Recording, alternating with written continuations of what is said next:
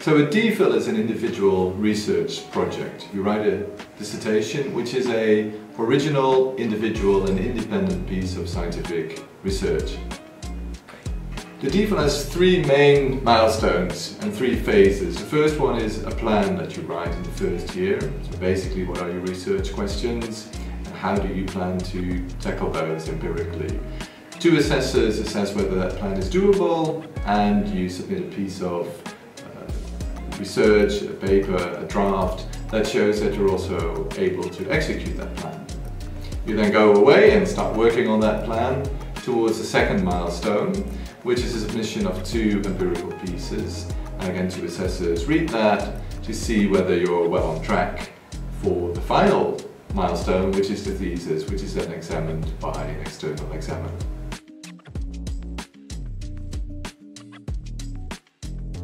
So most of the time students will be working on their thesis, on their research, either on field work, working on the data, writing up, learning new skills and techniques to actually execute the research. But apart from that, there's also opportunities to be involved in other research endeavors in the department or across the university as a research assistant.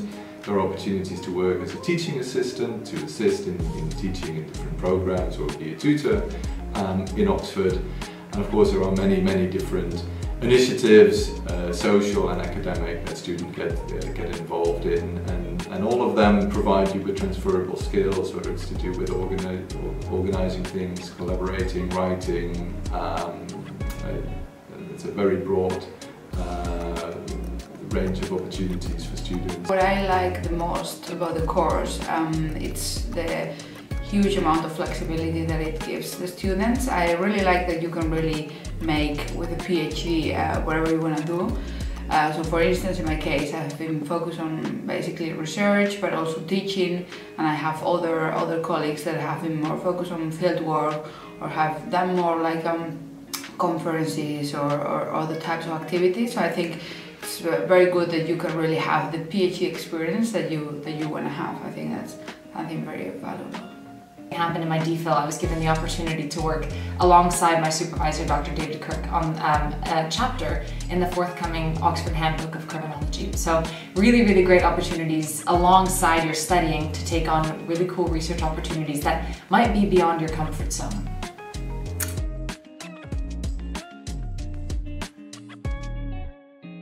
A supervisor is really an advisor, somebody who provides guidance to the student, helps the student, helps you to thrive and do the research that you want to do. It's not somebody who instructs you to do work for them. It really is somebody who is helping the student, guiding the student.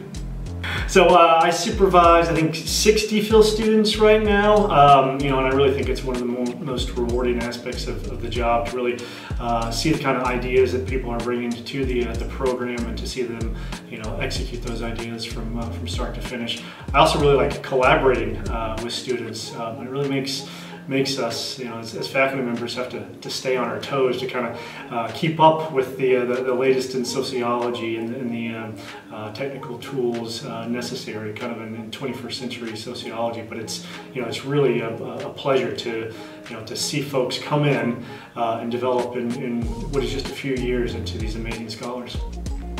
I think one of the nicest things about supervising DPhil students is that it's very rewarding to see somebody develop and to see the outcomes of their research, see somebody become a producer of scientific knowledge, coming from a place where they were mostly a consumer of scientific knowledge.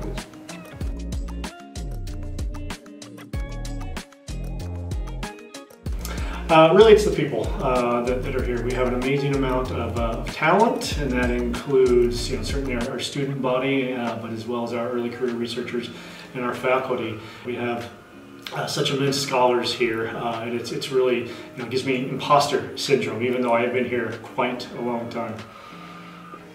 So the department is unique in a couple of ways. First of all, we're a relatively small department, so you'll get to know people, other students and faculty. A second unique thing about the department is that we're a graduate-only department. So everything is centered around research, even at the master's level. And that's quite unique in sociology departments in the UK or around the world. A third unique character of Oxford Sociology is that we put rigorous empirical research front and center of our endeavour. And so you will find people who do different kinds of research, from ethnography to the latest computational sociology. But everybody does empirical work, and again, that's something that is quite unique across departments. The privilege to work with cutting-edge researchers is just really great. So you get amazing feedback and just inspiration from everywhere, from students as well as from faculty.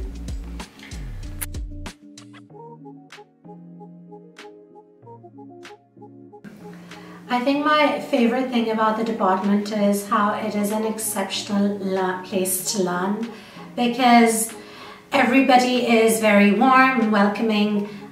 Questions are welcomed, criticism is always very constructive. It's very easy to engage in conversation with a faculty member. And another thing that I really like about the department is the series of seminars that we have every Monday, because they're extremely insightful and they obviously help us struggling researchers, DPhil students, gain more perspective on how research should be designed and carried out.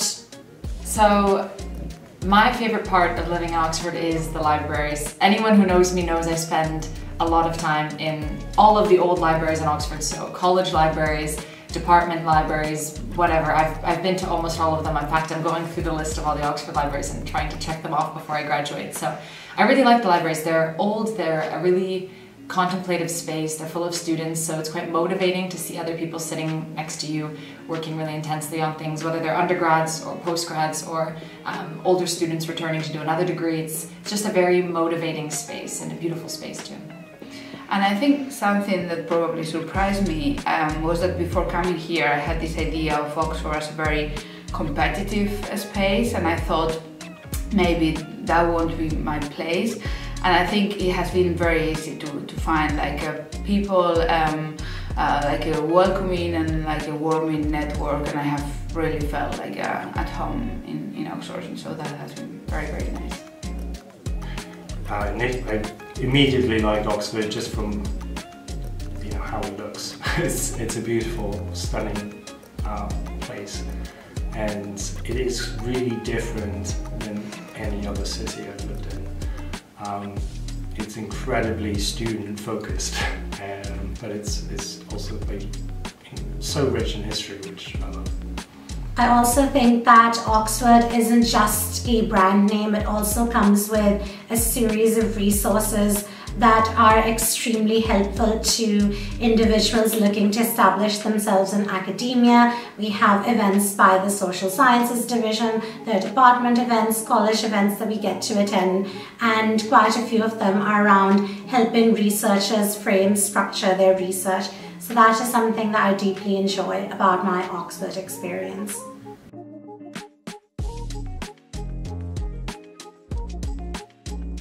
I think the most important thing in a prospective student is a genuine curiosity, a real interest in scientific research, wanting to find out about the world, how stuff works, and that curiosity combined with willingness to dig deep and work and learn new things is key.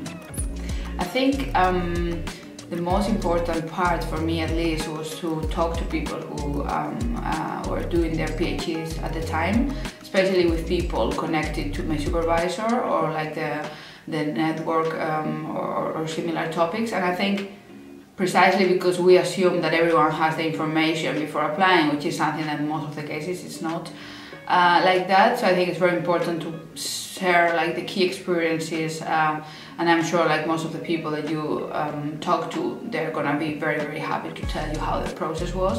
So I think probably that's the main thing, talking to other people who are doing that and not feeling insecure about the things that you don't know, because of course like I didn't know so many things that now looking back I'm like, but it's so natural and it's so okay to ask people about those things.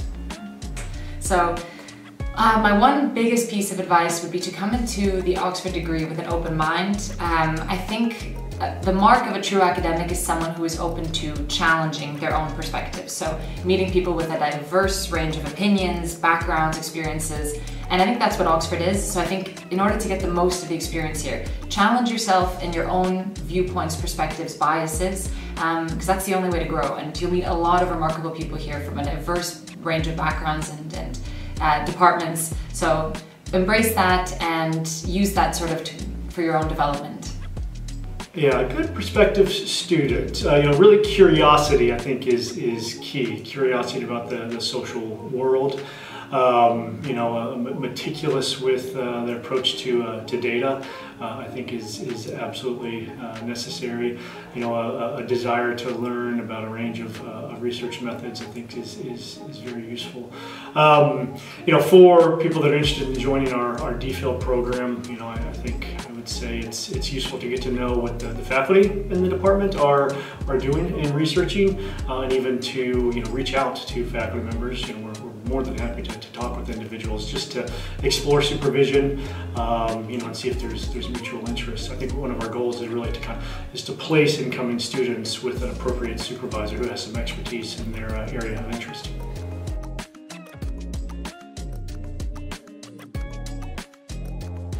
After the DPhil, our students often go off to academic careers, but I would say most of them, including those who stay in academia, do research-intense jobs. That can be in government, it can be in consultancy, it can be in international organizations, but the vast majority of them find jobs that either involve the production of knowledge and of doing actual research, or very closely working with research and translating that into policy or for policymakers.